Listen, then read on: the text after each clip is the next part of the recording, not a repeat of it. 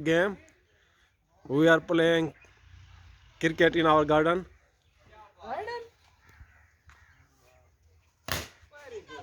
मोहम्मद हुसैन ने हिट की लेकिन अहमद ने बॉल डॉट कराई।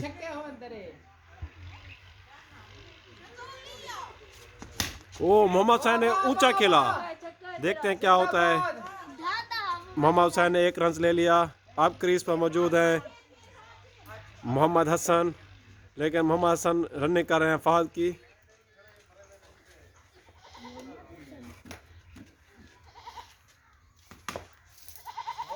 फाद ने हिट की लेकिन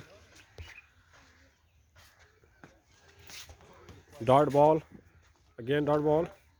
सेनापति हमारे नहा के आए हुए हैं मोहम्मद हुसैन।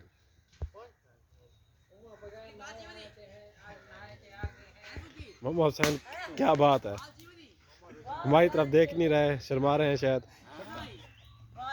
उस्मान ने 3 छक्के लगाए हैं आज,